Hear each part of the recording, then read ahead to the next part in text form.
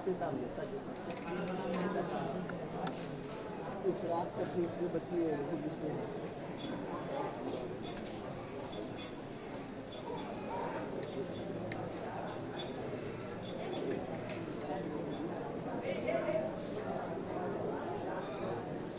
علیکم آدھا ہاف کر دیجیے شیخ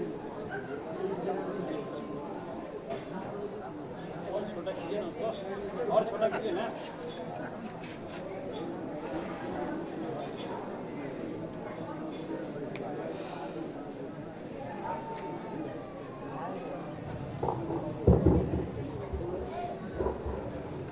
السلام علیکم ورحمۃ اللہ وبرکاتہ الحمد للہ نحمده ونستعینه ونستغفره ونعوذ باللہ من شرور انفسنا ومن سیئات اعمالنا من يهده الله فلا مضل له ومن يضلل فلا هادي له وأشهد أن لا إله إلا الله وحده لا شريك له وأشهد أن محمدا عبده ورسوله أما بعد فإن خير الحديث كتاب الله وخير الهدي هدي محمد صلى الله عليه وسلم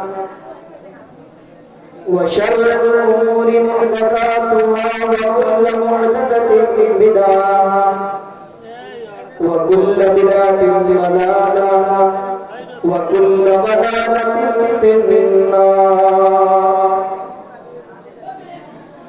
قال الله تبارك وتعالى اقرأ باسم ربك الذي خلق خلق الإنسان من علق اقرأ وربك الأكرم الذي علم بالقلم علم الإنسان ما لم يعلم رب اشرح لي صدري ويسر لي أمري واحلل عقدة من لساني يفقهوا قولي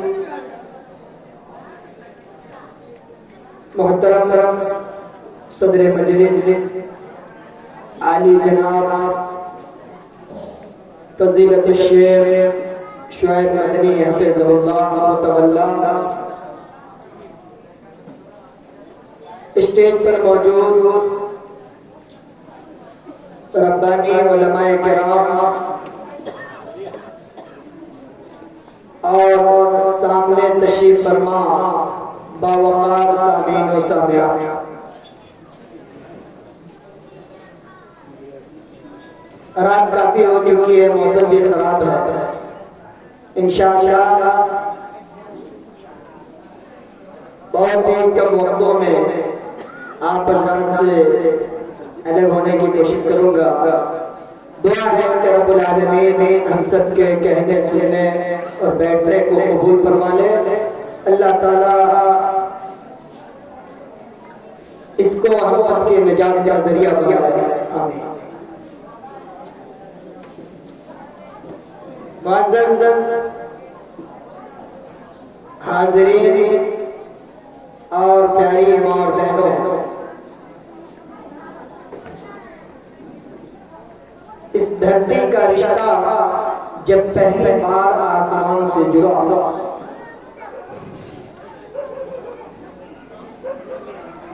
تو اس وقت اللہ رب العالمین نے دنیا انسانیت کو نماز اور روزے کا حکم نہیں دیا اخلاقیات سے متعلق گفتگو نہیں ہوئی عبادات سے متعلق اللہ تبارک و تعالیٰ کا فرمان جاری نہیں ہوا بلکہ وہ پہلی وحی الہی یا پھر قرآن کی وہ جو پہلی آیت نازل ہوئی اس آیت میں اللہ تبارک و تعالیٰ نے پڑھنے اور پڑھانے کی بات کی ہے، سیکھنے اور سکھانے کا حکم دیا ہے، اور ہمیں یہ بتلایا ہے کہ لوگوں تعلیم سے رشتہ جوڑو گے رب کی معرفت حاصل ہوگی۔ جب تعلیم سے رشتہ جوڑو گے تم اپنے رب کو، اپنی شریعت کو پہچان پاؤ گے۔ جب تعلیم سے تمہارا رشتہ جڑے گا تمہیں اپنی شخصیت کا پتہ چلے گا اور تم تعمیر انسانیت میں بڑھ چڑھ کر حصہ لو۔ وہ پہلی آواز یہ الگ بات ہے کہ آج ملکوں میں حکومتوں کی طرف سے یہ نعرے لگائے جا رہے ہیں کہ سرو شکشا ابھیان، سب پڑھے، لیکن یہ ہماری خوش قسمتی ہے کہ ہمارا تعلق اس قوم سے ہے جس قوم کو اللہ رب العالمین نے پہلی مرتبہ جب اس سے گفتگو کی تو یہ حکم دیا کہ لوگوں پڑھو۔ وہ پیغام الہی، وہ وحی الہی کیا تھی؟ اٹھائیے قرآن مجید کو پڑھیے۔ اللہ تعالیٰ فرماتا ہے اقرأ باسم ربک الذی خلق، خلق الانسان من علق، اقرأ وربک الاکرم الذی علم بالقلم، علم الانسان ما لم يعلم۔ اقرأ باسم ربک الذی خلق، پڑھو اپنے رب کے نام سے جس نے تمہیں پیدا کیا۔ اقرأ باسم ربک الذی خلق، پڑھو اپنے رب کے نام سے جس نے تجھے پیدا کیا۔ پتہ یہ چلا کہ انسان جب پڑھتا ہے تو پڑھنے کے بعد اسے رب کی معرفت حاصل ہوتی ہے۔ انسان جب پڑھنے سے اپنا رشتہ جوڑتا ہے، جب پڑھنا لکھنا وہ اپنا معبود بنا لیتا ہے تو اس کی روشنی میں انسان اپنے مالک کو بھی پہچاننے لگتا ہے، وہ اپنے خالق کو پہچاننے لگتا ہے۔ جب انسان جاہل ہوتا ہے وہ اپنے جہالت کی بنیاد پر اپنے رب کو نہیں پہچان پاتا۔ اقرأ باسم ربک الذی خلق، خلق الانسان من علق، اقرأ وربک الاکرم الذی علم بالقلم۔ پڑھو اپنے رب کے نام سے جو بڑا قریب ہے، الذی علم بالقلم، جس نے انسان کو قلم کے ذریعے سکھایا۔ علم الانسان ما لم يعلم، ان تمام چیزوں کے بارے میں بتایا یا ان تمام چیزوں کا علم عطا کیا اللہ نے جس کو انسان جانتا نہیں تھا۔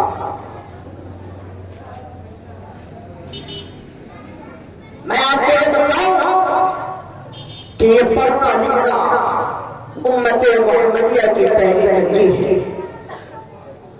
امت محمد کو سب سے پہلے جس چیز کا حکم دیا گیا اس حکم کا تعلق پڑھنے اور لکھنے سے۔ اور یاد رکھیے کہ جو انسان پڑھا لکھا ہوتا ہے، جو انسان علم کے اسلحے سے لیس ہوتا ہے، اللہ اس کے درجات کو بلند کر دیتا ہے، اللہ اس کے مقام و مرتبہ کو بلند کر دیتا ہے۔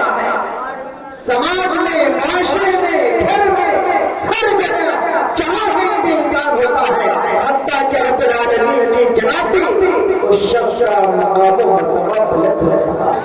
قرآن کہتا ہے یرفع اللہ الذین آمنوا منکم والذین اوتوا العلم درجات، کہ لوگوں تم میں سے جو صاحب ایمان ہے، جو ایمان والا ہے، ساتھ ہی ساتھ اوتوا العلم درجات، علم والا ہے، جس کے پاس قرآن کا علم ہو، سنت کا علم ہو، جس کے پاس شریعت کا علم ہو، ایسے لوگوں کے بارے میں اللہ تبارک و تعالیٰ فرماتا ہے یرفع اللہ الذین آمنوا منکم والذین اوتوا العلم درجات، اللہ اس کے درجات کو بلند کر دیتا ہے، اللہ اس کے مقام و مرتبہ کو بڑھا دیتا ہے۔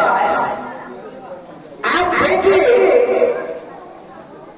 کہ علم کے میدان میں ہم کتنے پیچھے ہوتے چلے جا رہے ہیں. آج مسلم معاشرے کا دورہ کیجیے, مسلم سوسائٹی کا دورہ کیجیے, صبح سویرے آپ نکل جائیے یا شام کے وقت میں آپ نکل جائیے, مسلم محلوں کا دورہ کیجیے. مسلمان کا بچہ آنکھ میں کھینچی لگی ہوئی, ہاتھ میں باسی روٹی کا ٹکڑا پکڑے ہوئے, پٹا پینٹ پہنے ہوئے کہیں نہ کہیں دوڑ رہا ہوگا, گالیاں بن رہا ہوگا. شام کے وقت میں دراجہ کے وقت کے محلے میں جائیے, ان کے بچے کاپی کتاب لے کر اپنے گھروں پہ بیٹھ کر پڑھ رہے ہوں گے, لیکن مسلمان کا بیٹا کہیں کسی چوراہے پر بیٹھ کر سگریٹ پی رہا ہوگا یا گاجا چبا رہا ہوگا. یہ مسلمانوں کی حالت ہے, اور اس کے پیچھے قصور کسی اور کا نہیں. قصور ہمارا ہے, قصور آپ کا ہے, قصور گارجین کا ہے, قصور سرکردہ افراد کا ہے, ان لوگوں کا ہے جن کے ہاتھوں میں اس امت کی باندور, ان نوجوانوں کا باندور جن کے ہاتھوں میں ہے, قصور کا ہے.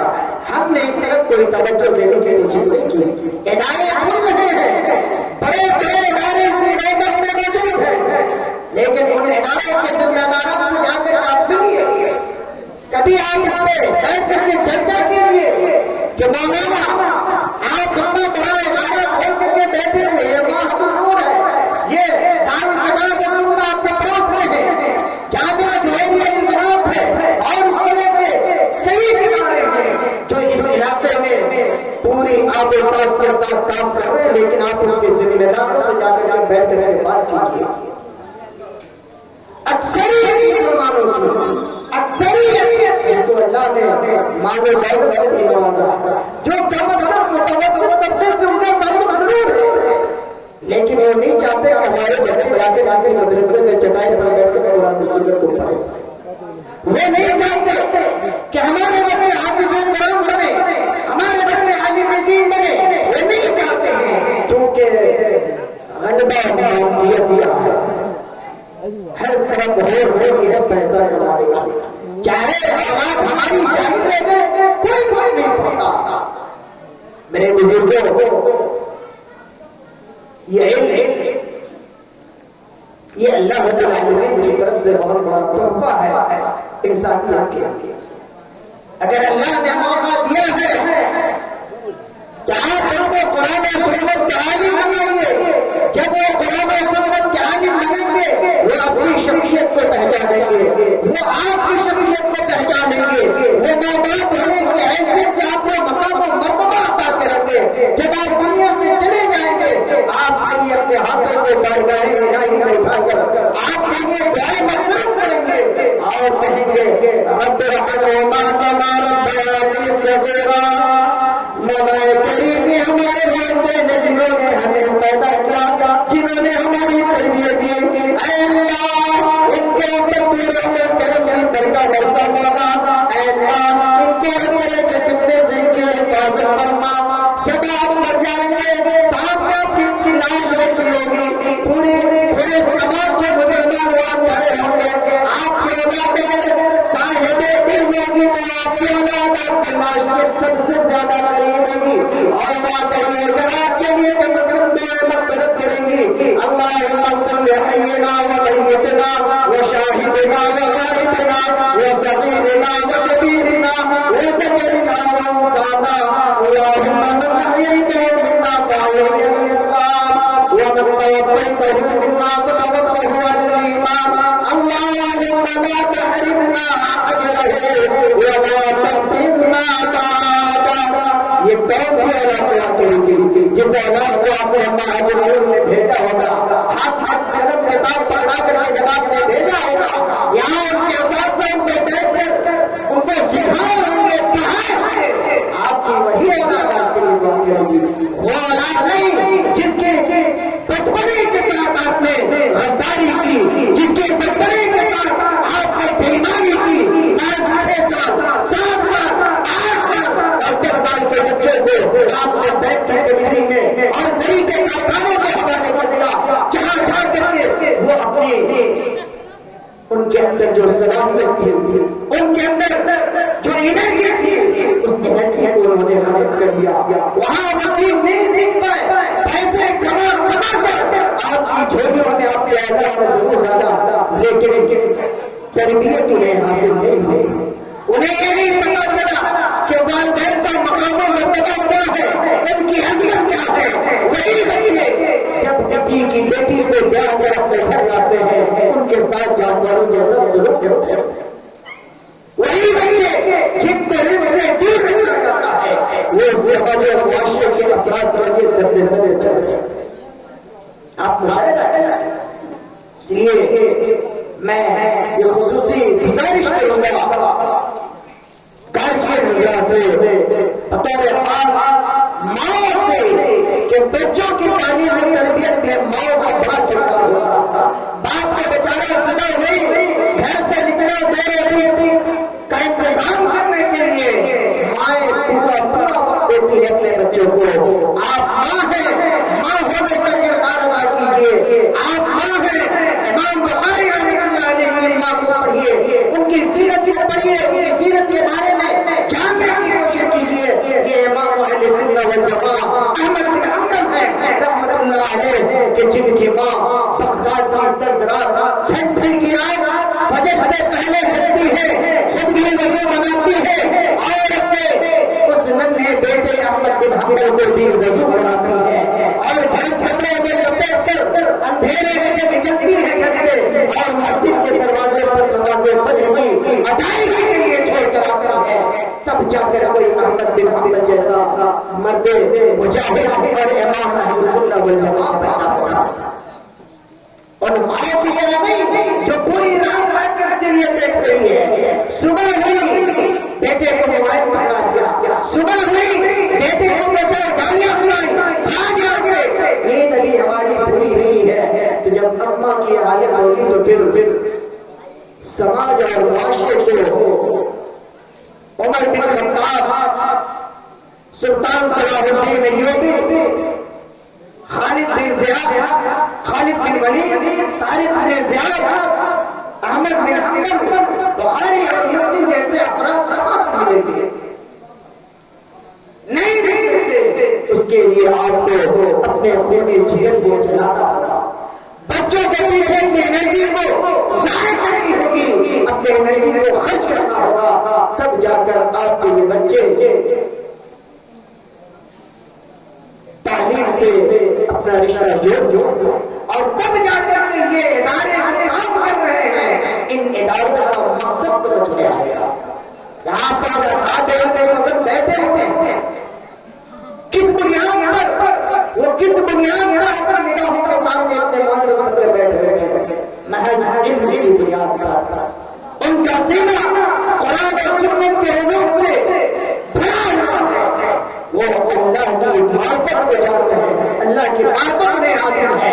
وہ جنت و جہنم کو جان رہے ہیں. اللہ نے جن جن چیزوں کو وعدہ کیا ہے، جنت میں جن جن نعمتوں کا تذکرہ کیا ہے، ان نعمتوں کو وہ جان رہے ہیں. جہنم کے بعد میں اللہ نے جن جن وعیدوں کا ذکر کیا ہے، جن جن عذابوں کا ذکر کیا ہے، ان عذابوں کو وہ جان رہے ہیں، پڑھ رہے ہیں. انما یخشی اللہ من عبادہ العلماء.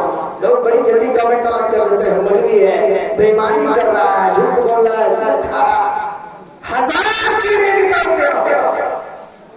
مولوی ہے، انسان ہے، فرشتہ نہیں ہے، غلطیاں اس سے بھی ہوتی ہیں، لیکن اس کے لیے شک اور فضیلت کی بات یہ ہے کہ اللہ کے عذاب سے ڈرتا تھا.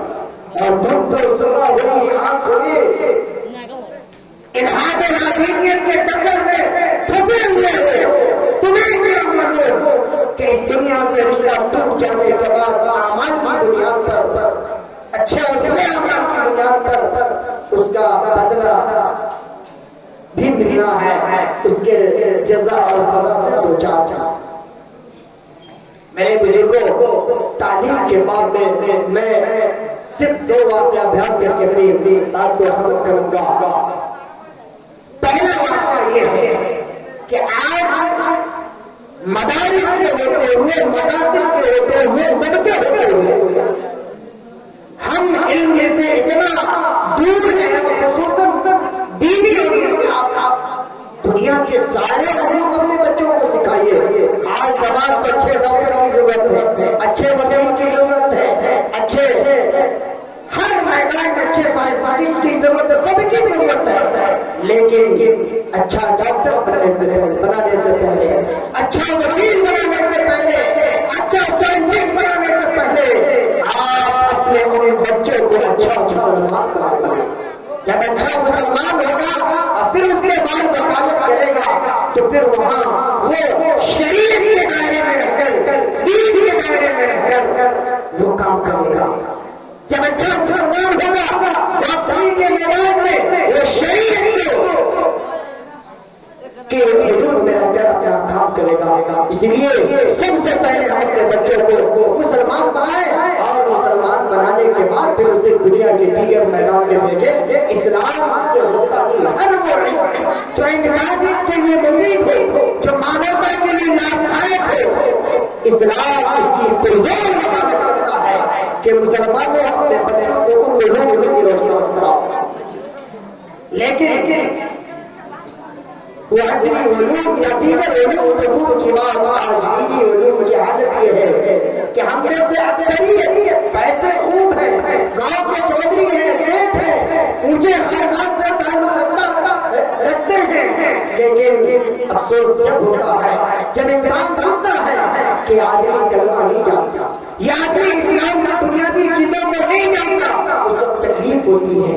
تکلیف اس لیے ہوتی ہے کہ مسلمان بھرا پورا خاندان کا دنیا کی ساری نعمتیں اس کے پاس موجود ہے، لیکن اگر محروم ہے تو دین کی روشنی سے محروم ہے. محروم ہے وہ شخص تو اللہ اور اس کے رسول کی تعلیمات سے محروم. میں ایک واقعہ بیان کرتا ہوں. ایک انگریز سیاح اندلس علماء بیٹھے پوچھئے، وہ بغداد اندلس وہ مسلمانوں کی سرزمین، مسلمانوں کی حکومت اور پھر مرکز علم و فن پوری دنیا میں مشہور علوم کی حیثیت سے اس اسپین میں ایک سیاح آتا ہے، ایک ٹورسٹ آتا ہے. مضمون نگاہ کرتا ہے کہ ایک ٹورسٹ آتا ہے، اسپین کی گلیوں میں گھوم رہا ہوتا ہے.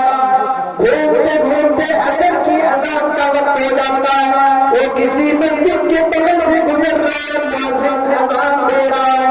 اذان کی صدا اس کے کانوں میں گونج رہی ہے، اذان کی آواز اس کے کانوں سے ٹکرا رہی ہے. وہ سیاح چلتے چلتے اچانک رک جاتا ہے، کھڑا ہو جاتا ہے اور تعجب بھری نگاہوں سے لوگوں کو دیکھنے لگتا ہے. اذان ختم ہوتی ہے، مسجد کے مؤذن کو طلب کرتا ہے اور ایسے یہ کہتا ہے کہ بھائی آپ نے اذان دی، عصر کی اذان دی، میرے خیال سے عصر کا وقت ہو رہا ہے. مؤذن نے کہا کہ آپ صحیح بول رہے ہیں، ابھی عصر کی نماز کا وقت ہو رہا ہے، میں نے عصر ہی کی اذان دی ہے. سیاح نے کہا کہ آپ نے اذان میں کچھ غلطی کر دی ہے. آپ نے اشہد ان لا الہ الا اللہ کہنے کے بعد اشہد ان محمد رسول اللہ کہنا چھوڑ دیا ہے. سیاح نے کہا کہ آپ نے یہی غلطی کی ہے. اس اذان دینے والے مؤذن نے کہا سیاح سے کہ آپ کی بات اپنی جگہ بالکل درست ہے، میں نے غلطی جان بوجھ کر نہیں کی ہے. میں آپ کو یہ بتلا دوں کہ اس مسجد یہ محلہ مسلمانوں کا محلہ ہے اور میں اس مسجد میں مجرم پر مؤذن کی حیثیت سے کام کر رہا ہوں.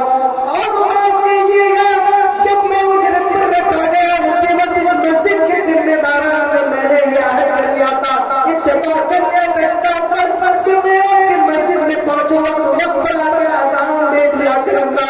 لیکن میری ایک شرط یہ ہے کہ میں اذان کے کلمات میں اشہد ان محمد رسول اللہ نہیں کہوں گا. سیاح نے پوچھا کیوں؟ اس مؤذن نے جواب دیا کہ یہ مسلمانوں کا محلہ ضرور ہے، لیکن ان مسلمانوں کے بیچ کوئی بھی ایک ایسا آدمی نہیں جو اذان دینے پر قادر ہو، جس کو اذان کے کلمات یاد ہو. مجھے اذان کے سارے کلمات یاد ہیں اور میں نے اس لیے اتفاق کیا کہ اشہد ان محمد رسول اللہ نہیں کہوں گا، اس لیے کہ میں کرسچن ہوں اور میں محمد رسول اللہ کی رسالت کو نہیں مانتا، نہیں مانتا، میں محمد کی رسالت کو رسول ہونے کی حیثیت میں تسلیم نہیں کرتا، یہ مسلمانوں کی حالت ہے۔ آج بھی آپ دیہات کے گاؤں میں چلے جائیے، صحیح ڈھنگ سے اذان دینے والا نہیں ملے گا، مسجدیں خالی ہیں، نماز پڑھانے والا کوئی نہیں، یہ ہماری حالت ہے۔ اور ان کی اہمیت پر ایک واقعہ بیان کر آخری واقعہ میں بیان کرتا ہوں۔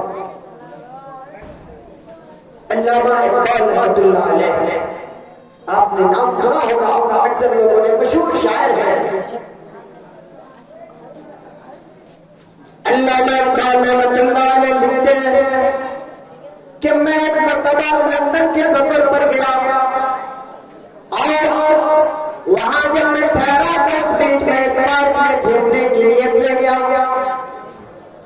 میرے بھائیوں، یہ بڑا افسوس ہوتا ہے اس طرح کے واقعات کو پڑھنے کے بعد اور سننے کے بعد کہ یہ امت، جس امت کا اوڑھنا بچھونا تعلیم و تعلق، آج وہی امت تعلیم و تعلق کے میدان میں سب سے پیچھے نظر آ رہی ہے۔ ابھی مولانا نے کچھ دیر پہلے کہا کہ بھیک مانگنے والوں کی سب سے بڑی تعداد آپ کو ملے گی تو مسلمانوں کی ملے گی، وہ اس لیے کہ وہ نہ تو کوئی ہنر جانتے ہیں اور نہیں تعلیم و تعلق سے ان کا کوئی رشتہ، میں کیا کریں وہ بھی نہیں مانگیں گے۔ تو میرے بھائیوں، علامہ اقبال رحمۃ اللہ علیہ فرماتے ہیں کہ میں اس پارک میں جب گھومنے گیا، شام کا وقت تھا، چھوٹے چھوٹے بچے وہاں کھیل رہے ہیں، سارے بچے اپنے دوستوں کے ساتھ کھیلنے میں مشغول ہیں۔ میری نگاہ اچانک ایک چھوٹے سے بچے پر پڑتی ہے، وہ کونے میں بیٹھا ہوا، جبکہ سارے بچے کھیل رہے ہیں، اس وقت وہ ایک بچہ کونے میں بیٹھ کر ایک کتاب لے کر پڑھ رہا ہے۔ اقبال کہتے ہیں کہ میرے اندر میں نے جب اس بچے کو دیکھا کہ سارے بچے کھیل رہے اور ایک بچہ بیٹھ کر پڑھ رہا، بڑی حیرت ہے، ان سے رہا نہیں گیا۔ ٹہلتے ٹہلتے اس کونے پر کھیل پڑھ رہے بچے کے پاس پہنچتے ہیں اور پہنچنے کے بعد سوال کرتے ہیں کہ بچہ ابھی کھیلنے کا وقت ہے، پارک میں سارے بچے جو تمہاری عمر کے وہ سب کھیل رہے، تم کیوں نہیں کھیل رہے؟ بات پڑھائی کر لے رہا۔ اس بچے کا جواب سن کر علامہ اقبال رحمہ اللہ سر پکڑ کر بیٹھ گئے۔ بچے کا جواب تھا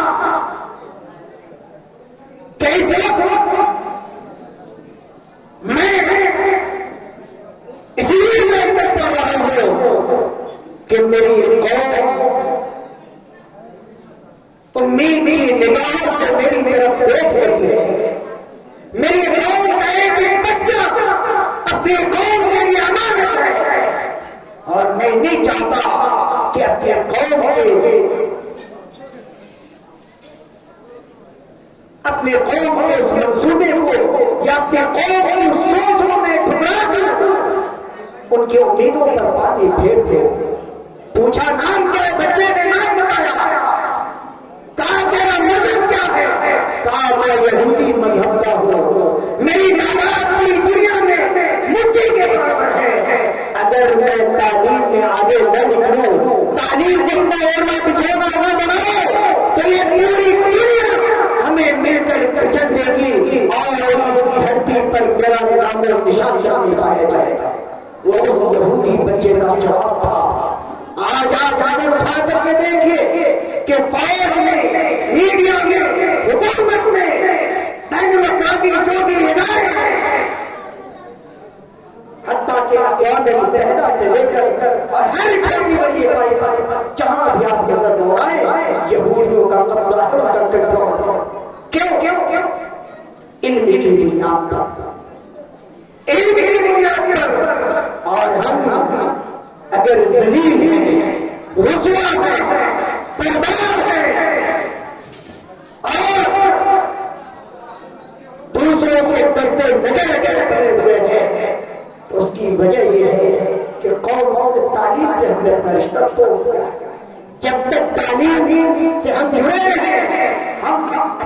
تعلیم نہیں پڑھے جب تک تعلیم سے پڑھنے لکھنے سے جڑے رہے ہم نے دنیا پر حکومت کی ہے.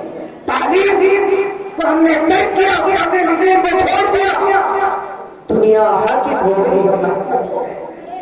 میرے بزرگوں اور نوجوان بھائیوں اور میری ماں بہنوں, میں آپ سے گزارش کر رہا ہوں کہ آپ اپنی تعلیم کو دہرائیں, آپ اپنے اندر عزم و حوصلہ پیدا کریں.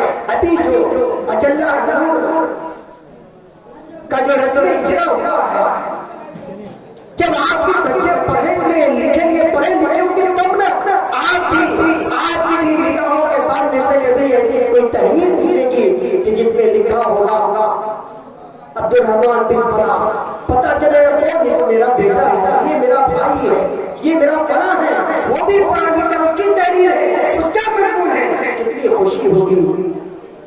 دنیا سے انسان چلا جاتا ہے, تحریر اس کو زندہ رکھتی ہے. اس لیے میں آپ تمام حضرات سے گزارش کروں گا کہ اپنے بچوں کو کہ پڑھنے لکھنے پر پورا دھیان دیں اور وہ مدارس میں بھیجے, پڑھنے لکھنے کے پیچھے اپنی انرجی کو خرچ کریں تاکہ یہ بچے جو قوم کے ملت کے سرمایہ ہے, قوم اور ملت سے مستفید ہو, قوم کا بھلا ہو, ان بچوں کا بھی بھلا ہو, اور پھر ان اداروں میں کیا کا جو حقیقی مقصد ہے وہ مقصد سامنے آئے. دعا ہے رب العالمین سے کہ اللہ پاک تمام مسلمانوں کو لے کر توفیق عنایت فرمائے. اللہ رب العالمین ہم سب کو اس بات کی توفیق عنایت فرمائے کہ ہم اپنے سماج کے ہر بچے کو تعلیم سے جوڑے.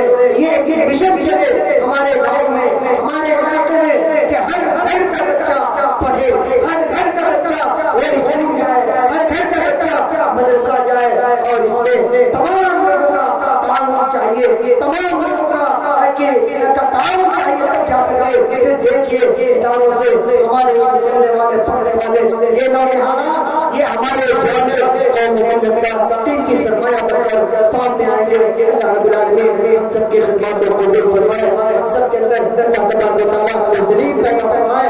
اللہ تعالیٰ ہم سب کے دلوں میں علم سے محبت پیدا فرمائے تاکہ علم کی روشنی سے ہمارا یہ علاقہ, ہمارا یہ سماج ہمیشہ منور ہوتا رہے. آمین. وآخر دعوانا الحمد للہ رب العالمین. والسلام علیکم ورحمۃ اللہ وبرکاتہ. ماشاءاللہ. وعلیکم السلام ورحمۃ اللہ وبرکاتہ. ماشاءاللہ یہ تھے اپنے کشف نیاز احسن المدنی رضی اللہ تعالیٰ تعلیم کی اہمیت پر پرجوش تقریر پیش کر رہے تھے. بہت ہی بہترین خطاب ان کا ہو رہا تھا. میں محسوس کر رہا ہوں کہ سامنے کرام کو کافی کچھ ملا ہوگا جسے آپ عمل کریں گے تو ان کو بھی ثواب ہوگا اور آپ کو بھی ثواب ہوگا. بہرحال پروگرام کو آگے بڑھا رہے ہیں اور اس میں درمیان